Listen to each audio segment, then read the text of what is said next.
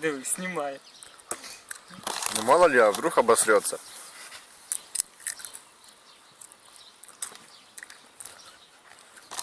А тепер в рот набери. Да. Ні, Ростик, хватить, воно ж і так горить уже хорошо.